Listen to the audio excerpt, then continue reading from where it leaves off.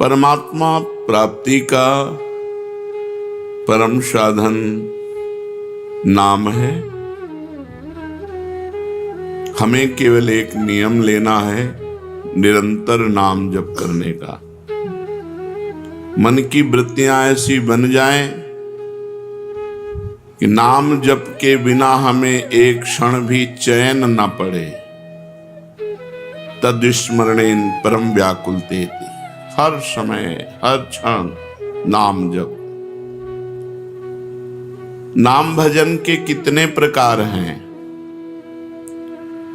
नाम भजन के 3 प्रकार हैं।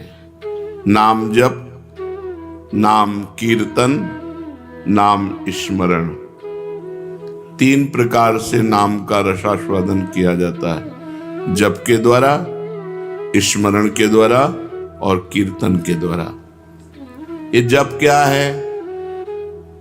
प्रभु के जिस नाम में रुचि हो या जो नाम गुरुदेव ने दिया हो, उसी नाम की बार बार आवृत्ति करना, बार बार जपना, इसी को जप कहते हैं। तो जप कितने प्रकार का होता है? ये जप 3 प्रकार का होता है। साधारण जप, उपांशु जप और मानसिक जप।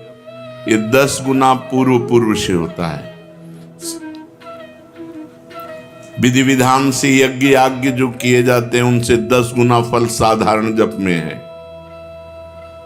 साधारण जप से 1000 गुना फल उपांश में है और उपांश से लाख गुना फल मानसिक में है। मनुस्मृति में ऐसा वर्णन है।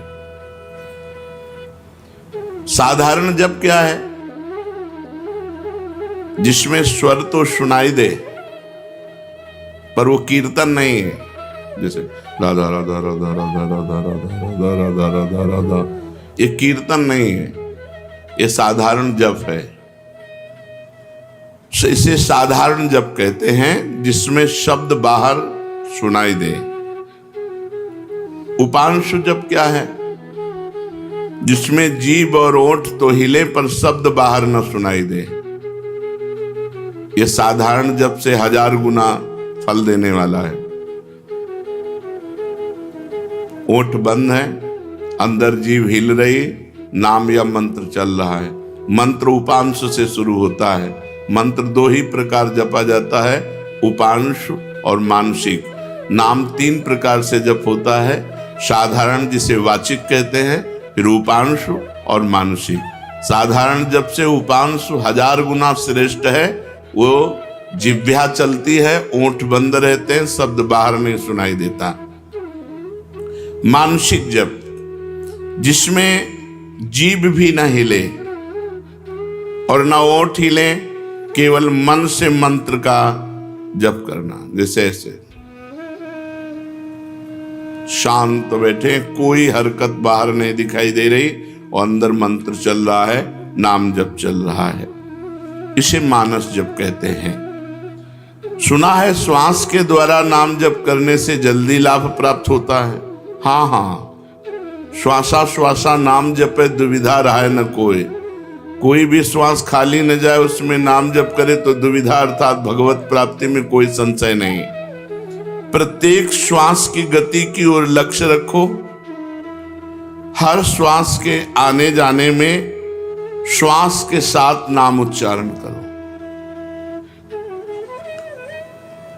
अगर ऐसा नहीं बनता तो उपांशु के साथ श्वास जोड़ो, जिह्वा हिलाओ, नाम या मंत्र जप करो ओठ बंद करके और श्वास के साथ। आरंभ में माला काउंटर जो आपको सुविधा पड़े वो ले लो और श्वास श्वास कई कई नाम, कई कई मंत्र ऊपर खींचने पर, छोड़ने पर श्वास प्रश्वास में जप करें। धीरे धीरे मन लगने लगता है, क्योंकि बिना मन के छूट जाएगा श्वास। श्वास की गणना छूट जाएगी। हर श्वास में नाम जप करना है। स्मरण क्या है? स्मरण युक्त जप किसे कहते हैं? स्मरण केवल मन की वृत्ति से होता है। जिस जप में नाम लिखा जाता है, नाम साक्षात दिखाई देता है, सुनाई देता है, उसे स्मरण कहते हैं। पूरी स्मृति में नाम या मंत्र विराजमान है, आप उसी में डूब कर जप कर रहे हैं, ये केवल मानसिक होता है, ये न वाचिक होता है न उपांश होता है, ये होता ही मानसिक है। इसीलिए प्रायः इस पर ज्यादा देर साधक टिक नहीं पाते। नाम मंत्र चल रहा है, बार बार उसी की आवृत्ति लिख रहे हैं, बार बार उसी को सुन रहे हैं, लेकिन जिह्वा नहीं चल रही, कोई चेष्टा नहीं हो रही, अंदर ही हो रहा है। इसे जप स्मरण युक्त कहते हैं, स्मरण जप कहते हैं। ये मानस मूर्ति पूजा की भांति नामोक्षरों की भावना मन में कर सकते हैं। हाँ, कर सकते हैं। जैसे श्री राधा वल्लभ लाल जी की रूप माधुरी सामने है, अब उनके मस्तक पर लिख रहे हैं मंत्र, उनकी छाती पे लिख रहे हैं, उनकी बाजुओं पे लिख रहे हैं, उनके चरणों में लिख रहे हैं। बार बार जहां मन आया पूरे श्रीअंग का दर्शन करते हुए वहीं बार बार मंत्र लिख रहे हैं, बार बार नाम लिख रहे हैं। मानस मूर्ति की पूजा की भांति आपको लाभ देगा। क्या नाम अक्षरों की आवृत्ति का और कोई उपाय है? हाँ, मन की रुचि के अनुसार आप आकाश में कर सकते हो, आप हृदय में अपने कर सकते हो, आप अपने मस्तक पे कर सकते हो। मस्तक पे बार बार लिख रहे हैं अपने अंदर से, या आप अपने हृदय में लिख रहे हैं, या सामने बाहर लिख रहे हैं, जैसे आपकी रुचि बने। या आप नाम के पूरे गहने पहना दीजिए ठाकुर जी को। चरणों में नूपुर तो नूपुर की जगह नाम मंत्र, बाजुओं में बाजूबंद तो बाजूबंद की जगह नाम मंत्र, कुंडल की जगह नाम मंत्र, तिलक की जगह नाम मंत्र हम बार बार लिख रहे हैं। ऐसे जैसे भी बने, अंदर से लिखते हुए नाम का स्मरण करना बहुत जोर का लाभ प्रदान करता है। तो नाम जप, नाम स्मरण, नाम कीर्तन। नाम कीर्तन में गगन भेदेश्वर होना चाहिए। उच्च स्वर स्तंभद सर्वदैव, ऊंचे स्वर से कीर्तन होना चाहिए। जितना उच्च स्वर से होगा उतना ही कीर्तन लाभ देगा। कीर्तन कितने प्रकार के होते हैं? अकेले भी ताली बजाते हुए भगवान नाम कीर्तन होता है। आर्त भाव से अकेले पुकारते हुए ताली बजा रहे भगवान के नाम का कीर्तन, या कई लोग मिलकर के भगवान नाम कीर्तन कर रहे हैं, भगवान का गुण कीर्तन कर रहे हैं। मृदंग है, मंजीर है, ढफ आदि वाद्य बजाते हुए कई लोग मिलकर भगवान के नाम का कीर्तन, गुण कीर्तन। संकीर्तन का क्या प्रभाव है? जहां तक नाम पहुंचेगा वहां तक निष्पाप कर देगा। जिनके कानों में पशु पक्षी, जिनके भी कानों में नाम ध्वनि गुण ध्वनि पहुंची, गुण ध्वनि चतुरासी जी, जैसे आप चतुरासी जी गायन करते हैं, ये गुण ध्वनि है, महिमा ध्वनि है। नाम ध्वनि, नाम कीर्तन, राधा राधा राधा, ये जहां तक जिसके कानों में पहुंचेगी, पशु पक्षी चिड़िया सबके पाप को नष्ट कर देती है। इसीलिए इसे उच्च स्वर में गाया जाता है, नाम कीर्तन। यहां तक कि जड़ वृक्ष भी पवित्र हो जाते हैं, वो जगह पवित्र हो जाती है जहां नाम कीर्तन होता है। ये तो हम समझ गए। अब हर समय नाम जप कैसे हो? भगवान के नाम में महत्व बुद्धि होने से, अपनी भूल पर पश्चाताप होने पर, मैं क्यों भूल गया इतने सेकंड नाम, और बार बार नाम की आवृत्ति अभ्यास करने से, अभ्यास की कमी के कारण, महत्व बुद्धि ना होने के कारण, भूल जाने पर पश्चाताप ना होने के कारण आपका भजन छूटता है। पूर्ण विश्वास करो, इसी नाम से सब कुछ हो जाएगा। नाम में रुचि हो जाए, नाम में प्रेम हो जाए, यही हमारी साधना की पूर्णता है। विश्वास और प्रेम ही भजन है। भजन क्या है? विश्वास और प्रेम, नाम में रुचि और विश्वास है कि इसी नाम जप से सब कुछ हो जाएगा। नाम में ही विश्वास और नाम में ही रुचि, इसे ही भजन कहते हैं। और भजन करते हुए भी यदि भजन में रुचि नहीं हो रही तो 10 नामापराधों में कोई एक अपराध बन रहा है, उससे बचना चाहिए। पहला, संत पुरुषों की निंदा। ये बड़े बड़ों से बन जाता है। जिनको अपनी साधना का गर्व होता है उनसे जरूर बन जाता है अपराध। वो दूसरे को लघु समझते हैं, हे समझते हैं। और जहां साधना इस बात की है कि सबको अपना भगवान मानना है, वासुदेवा सर्वम, सबको भगवान मानना है। मैं सेवक सचराचर रूप स्वामी भगवंत, मैं सेवक हूं, चराचर जगत मेरा भगवान है। लेकिन अपराध तभी बनता है जब अपने को बड़ा भजनानंदी, बड़ा साधक, बड़ा तपस्वी, बड़ा संत मान लेते हैं तो फिर अपराध बनने लगता है। या हम किसी संत में दोष दर्शन करते हैं तो अपराध बनने लगता है। देखो, एक संतों की स्थिति होती है। कुछ स्थितियां ऐसी संतों की होती जिनको देखकर आपको लगेगा ये पूरे संसारी हैं, लेकिन वो संसारी नहीं है, वो बड़े भागवतिक हैं। हम बाहरी स्थितियों से नहीं समझ सकते हैं। पूज्य स्वामी श्री अनंग बोधाश्रम स्वामी जी महाराज दिगंबर रहते, गंगा जी के किनारे 12 महीना कष्ट सहते। और जब वहां खेत करने वाले जो तरबूज की खेती, सब्जी की खेती गंगा किनारे करते हैं, वो जब आते तो उनके पीछे लग जाते हो, कहते सुनो थोड़ी तमाकू दे दो, थोड़ी तमाकू दे दो। जहां धर्म सम्राट कर पाते, ये साष्टांग दंडवत जिनको करते थे, प्रभुदत्त ब्रह्मचारी जी भगवान मान के आराधना करते थे, वो महापुरुष वो कहते स्वामी जी तुम रोज मांगते हो, हम गरीब आदमी कहां से तुम्हें दें? अरे बोले थोड़ी दे दो यार। अब आप कैसे पहचानोगे कि किस कोटि का महापुरुष है? अगर आप उनकी इस चेष्टा को देखेंगे तो आपकी अश्रद्धा ना हो जाएगी? यार तमाकू, थोड़ी तमाकू के लिए इनके पीछे ढूंढ। और ऐसे महापुरुष के बड़े बड़े महापुरुष साक्षात चरणों में लौटते। संतों की बाहरी चेष्टाएं कुछ ऐसी हो सकती हैं जो हमारी समझ के परे हों, तो उन्हें केवल नमस्कार करें। पहला नामापराध है संतों की निंदा करना, सत्पुरुषों की निंदा करना। ये नियम ले ले, हमें किसी संत की निंदा नहीं करनी। और संत चाहे 1000 वर्ष से तपस्या कर रहे हो, चाहे आज दीक्षा लिया हो, शालिग्राम भगवान चाहे 100 वर्ष से सेवित हो, चाहे अभी विराजमान हो, वो बराबर होते हैं। जब पारस ने स्पर्श कर दिया तो चाहे 100 वर्ष पुराना सोना हो, चाहे अभी का सोना हो, वो तो सोना सोना ही है।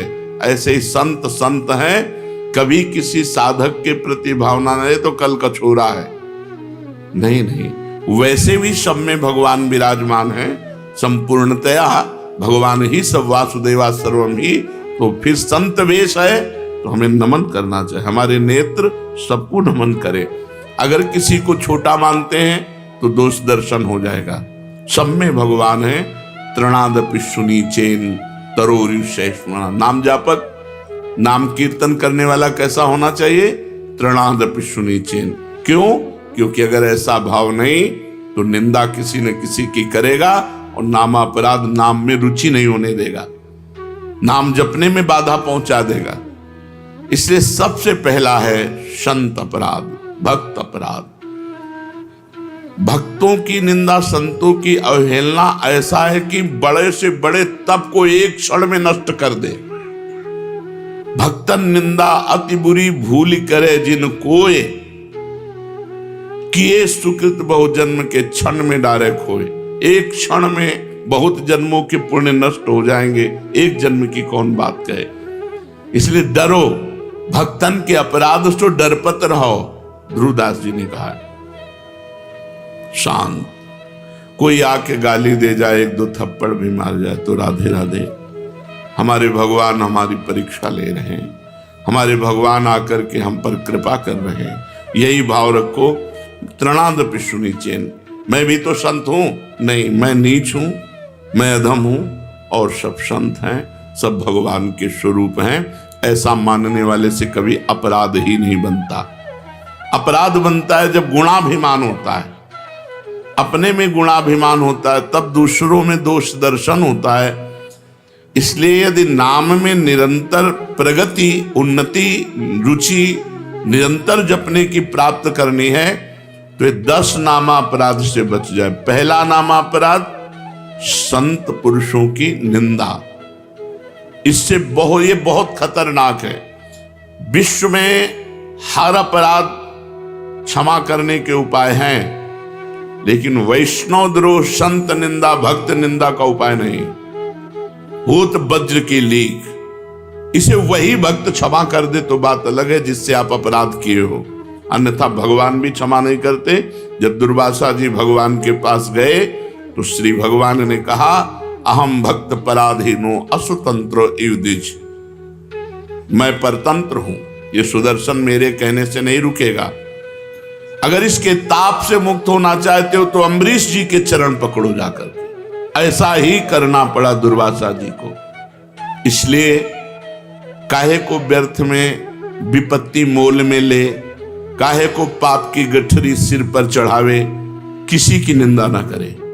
हमको क्या लेना, भगवान जिसको जैसा चला रहे वैसा चल रहा है। तेरे भावे जो करे, भलो बुरो संसार, नारायण तू बैठ के अपनो भवन बुहार।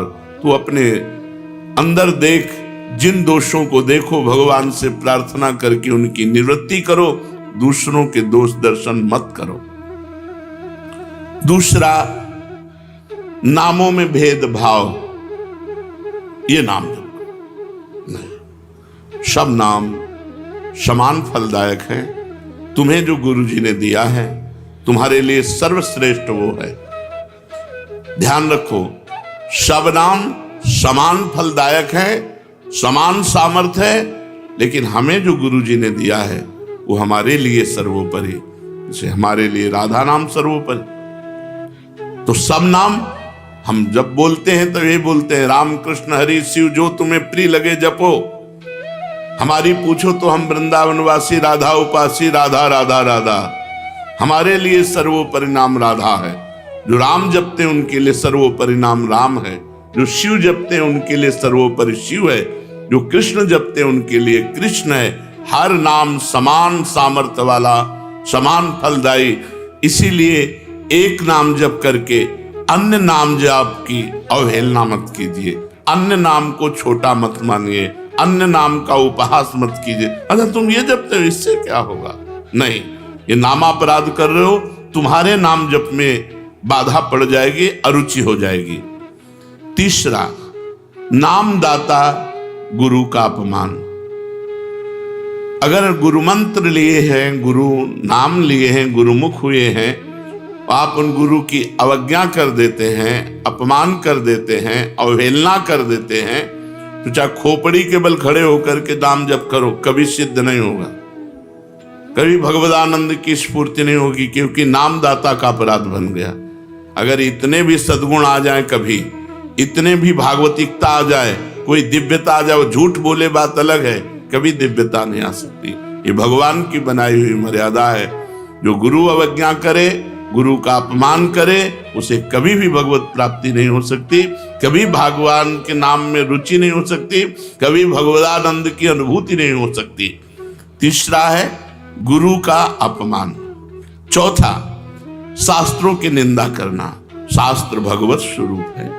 शास्त्र के स्वाध्याय से ही ज्ञान या नाम में प्रीति होती है, भगवान की तरफ चलना होता है। भगवान का अक्षर ब्रह्म स्वरूप समस्त शास्त्र हैं, एक एक अक्षर में भगवान विराजमान है। इसलिए किसी भी शास्त्र की निंदा ना करो, सब शास्त्र भगवत स्वरूप है। शास्त्रों की निंदा अगर करोगे तो नाम भगवान तुम्हारी जिह्वा पे नहीं टिकेंगे, नाम में बाधा पड़ जाएगी। पांचवा, नाम में अर्थवाद। अरे इतनी महिमा नाम की, केवल गाते हैं, केवल प्रशंसा के लिए, ऐसी नहीं महिमा है नहीं। इससे बहुत पतन हो जाएगा, नामापराध बन जाएगा।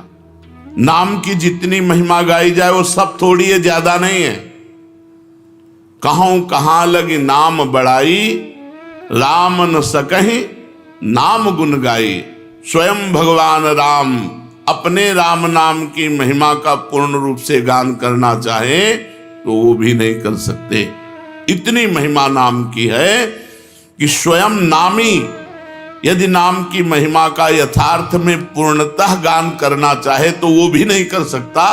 तो जो ऋषि मुनि संत महात्मा जितने हुए नाम जापक, वो जो वर्णन करते हैं वो यथार्थ सत्य है, लेकिन पूर्ण नहीं है। पूर्ण तो भगवान भी नहीं नाम की महिमा का गान कर सकते, इतनी अपार महिमा नाम की है। इसलिए नाम में अर्थवाद कि अरे ये तो नाम की रोचकता के लिए इतनी प्रशंसा कर दी गई है, वैसे वस्तुतः ऐसा है नहीं, ऐसा सोचना ये नामापराध है। छठा, नाम का सहारा लेकर के पाप करना। कोई पाप कर्म कर रहे, अरे नाम जप लेंगे उससे नष्ट हो जाएगा। पीछे आपने सुना है कि जो नाम के बल से पाप करते हैं उनको अवश्य नरक मिलता है, क्योंकि नाम अबलो नशानी अबना नशे हो, आज तक किया अब नहीं करूंगा, जपो सब पाप नष्ट हो जाएंगे। लेकिन ये उत्साह रख कर पाप करना कि चलो मैं शाम के खूब राधा राधा रट लूंगा, हर नाम एक नाम में जितनी सामर्थ्य उतना कोई पाप कर ही नहीं सकता, तो मैं मनमानी पाप करूं और शाम के नाम जप करूं, नहीं, तुम्हें नरक की प्राप्ति होगी। तुम नामापराध कर रहे हो, नाम का सहारा लेकर पाप करना। सातवां, धर्म व्रत यज्ञ आदि के साथ नाम की तुलना करना, किसी और साधन से नाम की तुलना करना। नाम अद्वितीय साधन है, नाम के समान कोई भी साधन नहीं है। चाहे यज्ञ हो, चाहे व्रत हो, चाहे दान हो, चाहे तीर्थयाटन हो, नाम के समान नहीं है। इसलिए नाम के बराबर कि भाई तुम नाम जप कर रहे हो, हम गंगा नहा के आ रहे हैं, तुम नाम जप कर रहे हो, हम अमुक धर्म कार्य करके आ रहे हैं, तुम नाम जप कर रहे हो, हम अमुक व्रत कर रहे हैं, हम तो 108 यज्ञ कर रहे हैं, तो नाम जापक की बराबरी किसी से नहीं हो सकती। नाम की समानता धर्म व्रत यज्ञ आदि के साथ तुलना करना। नाम जापक जब गंगा जी को स्पर्श करता है तो गंगा जी निष्पाप हो जाती है, गंगा जी निष्पाप हो जाती है। गंगा पापम, गंगा जी पाप का नाश करते हैं, लेकिन जब नाम जापक गंगा जी का स्पर्श करता है तो गंगा निष्पाप हो जाती है। इसलिए धर्म व्रत यज्ञ आदि के साथ नाम की तुलना करना ये नाम का सातवां अपराध है। आठवां, हरि निंदक हरि विमुख अवहेलना करने वाले भक्तों की, उन अश्रद्धालुओं को जो सुनना नहीं चाहते, जो भक्तों की निंदा करते हैं, भगवान की निंदा करते हैं, ऐसों को नाम का उपदेश करना। अब यहां विचारणीय विषय है, जो सुनना नहीं चाहते हैं, अभी आपने सुना कि जब नाम कीर्तन किया जाता है तो यदि उनके कान में नाम पड़े उनका भी मंगल हो जाएगा। उनको उपदेश नहीं करना, लेकिन नाम सुनाना है। दूर से भगवान नाम की जय घोष करनी है, घोर पापी के भी कान में जाएगा तो उसका मंगल करेगा। नाम कीर्तन की महिमा में सुना। तो यहां ये बात नहीं है, यहां बात कही जाती है उसको शिष्य बनाना, उसको उपदेश करना। जो अश्रद्धालु है, सुनना नहीं चाहता, हरि निंदक है, भक्त निंदक है, ये नामापराध है। ऐसे को शिष्य नहीं बनाना चाहिए। लेकिन नाम कीर्तन सुनने का सब कोई अधिकारी है। जैसे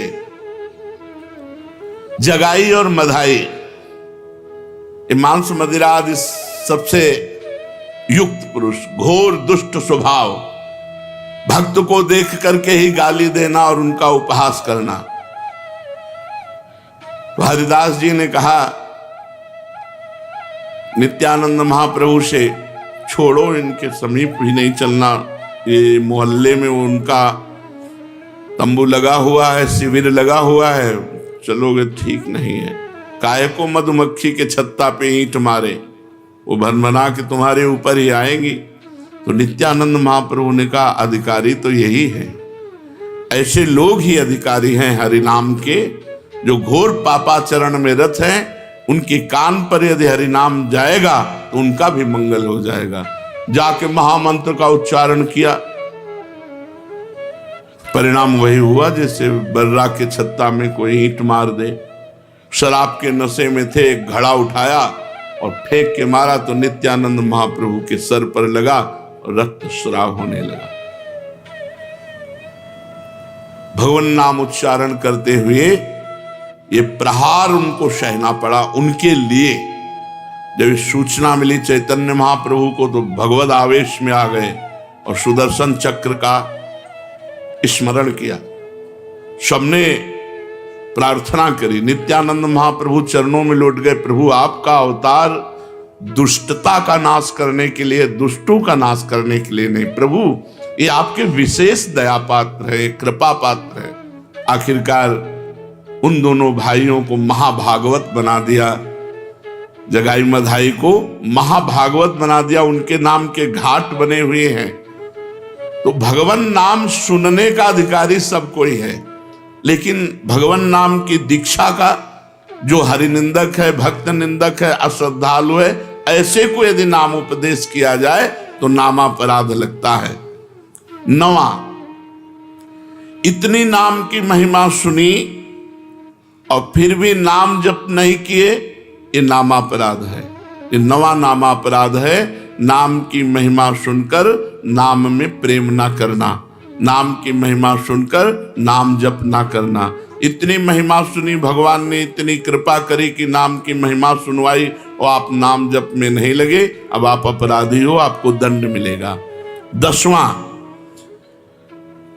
मैं मेरे में फंसे रहना और भोगों से प्रेम करना और नाम का विस्मरण कर देना। नाम गुरु जी ने दिया, जपने की प्रेरणा की, मैं मोर तोर तैसी माया में फंसे रहे, भोगों में फंसे रहे, तुम्हारी दुर्गति पक्की होगी। ये 10 नामापराधों से यदि बच जाए तो नाम जप और नाम कीर्तन में आसक्ति हो जाएगी, नाम में प्रेम हो जाएगा। यदि हमें नाम में प्रेम नहीं हो रहा तो देख लो इन 10 नामापराधों में कोई एक अपराध बन रहा है। पहला, संत पुरुषों की निंदा। दूसरा, नामों में भेदभाव। तीसरा, गुरु का अपमान। चौथा, शास्त्र निंदा। 5वां, हरिनाम में अर्थवाद। 6ठा, नाम का सहारा लेकर पाप करना। 7वां, धर्म व्रत यज्ञादि के साथ नाम की तुलना करना। 8वां, अश्रद्धालु हरि विमुख और सुनना ना चाहने वालों को भी नाम का उपदेश करना। 9वां, नाम का महत्व सुनकर भी नाम में प्रेम ना करना। 10वां, मैं मेरे तथा भोगादि विषयों में लगे रहना। ये 10 नामापराध हैं। अब आज हमको पता चला 10 नामापराध हैं, इनमें हमसे कई नामापराध हो गए, तो उनसे कैसे छूटे? तो प्रश्न है, नामापराध यदि बन जाए तो उससे छूटने का उपाय क्या है? नामापराध यदि बन जाए तो उससे छूटने का उपाय क्या है? तो कहते हैं कि नामापराध को छुड़ाने के लिए नाम ही है। पश्चाताप करते हुए नाम जप करो, वो नामापराध को भी मिटा देगा। अपनी भूल को, अपनी गलती को बार बार दोहराओ, मेरे से ऐसा क्यों हो गया, हे भगवान ऐसा नहीं होना चाहिए था, राधा राधा राधा राधा, वो भस्म हो जाएगा। अंदर जलन होना, पश्चाताप होना, अपनी भूल स्वीकार करना और नाम जप करना, तो नाम जप से ही और पश्चाताप से ही आपका नामापराध नष्ट हो जाएगा। नाम आश्रय से चमत्कारी लाभ होने का क्या उपाय है कि हमारे जीवन में चमत्कार होने लगे? ऐसा कोई उपाय बताइए। चमत्कारी लाभ, भाई नाम स्वयं में चमत्कार है। एक बार श्री ज्ञानदेव जी और नामदेव जी ब्रजमंडल में परिक्रमा के लिए आदि दर्शन के लिए, वो तो महायोगी ज्ञानदेव जी सूक्ष्म रूप धारण किया और कुएं में जाकर जल पियाए, पर अपनी प्यास बुझा ली। नामदेव जी से कहा आप, उनका हमारे पास तो योग है नहीं, नाम ही है, विट्ठल विट्ठल विट्ठल विट्ठल। तो कुएं से पानी ऊपर उठने लगा और समीप से आके बहने लगा और पीने लगे। नाम सर्व चमत्कारी, नाम सर्व चमत्कारी। कबीरदास जी के एक शिष्य जो आए थे उनसे शास्त्रार्थ करने, पद्मनाभ जी, वो जा रहे थे तो एक भीड़ लगी हुई थी। तो ऐसे कौतूहल बस देखा क्या बात है, तो एक आदमी आत्महत्या करने जा रहा था। उसे गलित कुष्ठ था शरीर में, तो पत्थर बांध करके वो गंगा जी में डूबकर मरना चाहता था।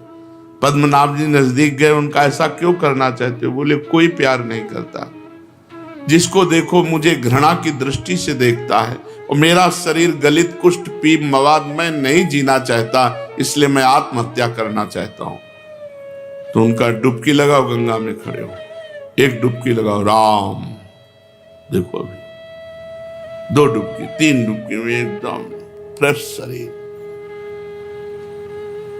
जब लौट कर गए तो कबीरदास जी से कहा कि बड़ी चमत्कार पूर्ण नाम की महिमा है।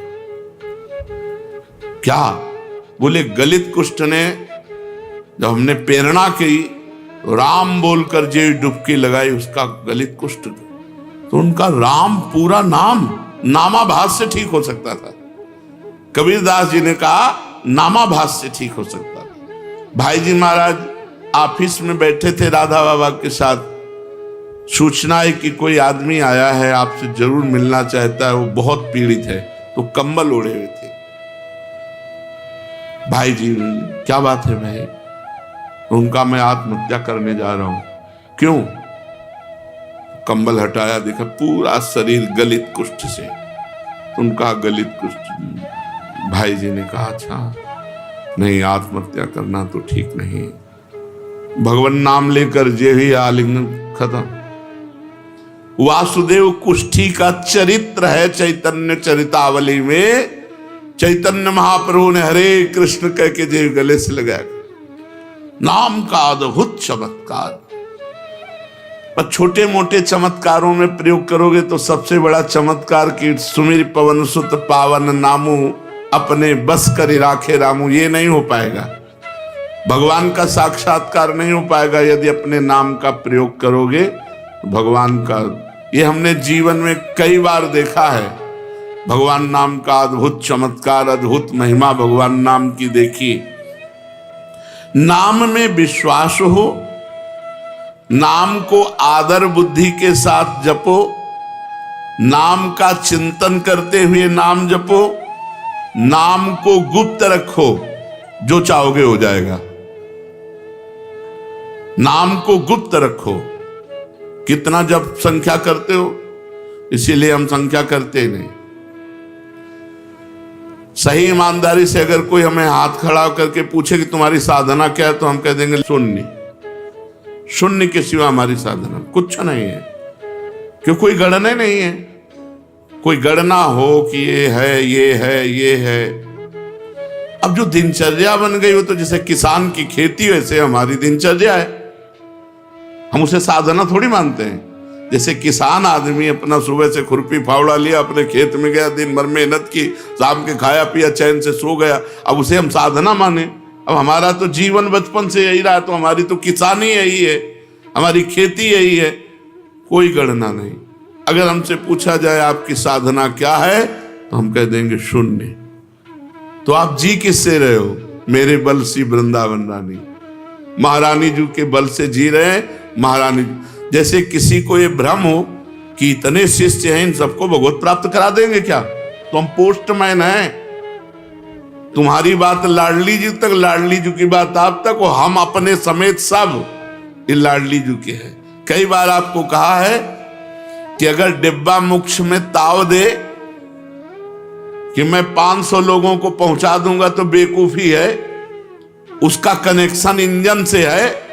इंजन में 2 ही 4 लोग जाते हैं और डिब्बे में 100-200 लोग बैठ करके स्टेशन पहुंच जाते हैं। हमें डिब्बा, इंजन नहीं है कि तुम्हारे में क्या पावर है दिखाओ, तो शून्य है पावर। और पावर इतना है कि सैकड़ों को लाद के पहुंचा देंगे।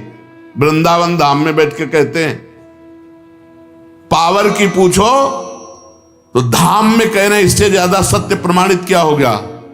कोई कहते हैं कि भाई सत्य बोलना तो मंदिर में बैठो, धाम में बैठ के कह रहे हैं कि लाडली जो तक सैकड़ों को पहुंचा सकते हैं। पावर की पूछो तो शून्य है, कनेक्शन की पूछो तो महान है। कनेक्शन से हम जा रहे हैं। कैसे उपापी क्यों न हो हरिवंश नाम जो ले, अलक लड़ेती रीझ के महल खवासी दे। हरिवंश प्रताप ही जानत हैं, हरिवंश प्रबोध क्या प्रताप, श्री हरिवंश प्रताप नाम नौका निज केवग, बहुसागर सुख तरत निकट हरिवंश जी। आओ भैया नाव में बैठ जाओ। बैठ गए किसकी? हरिवंश की नाव में। खेवैया वो हैं अपने बैठ के तरंगे देख रहे हो, निकुंज पहुंच गए। जिनको संशय है कि डिब्बा नहीं पहुंचा सकता तो इंजन में जगह नहीं है। आप ये पक्की बात समझ ले, इंजन में जगह नहीं है, डिब्बा में ही विश्वास करना होगा। और हमें डिब्बा तो अगर जगह न मिले तो ठस के बैठ जाओ, पहुंच जाओगे, इसमें चिंता न करो।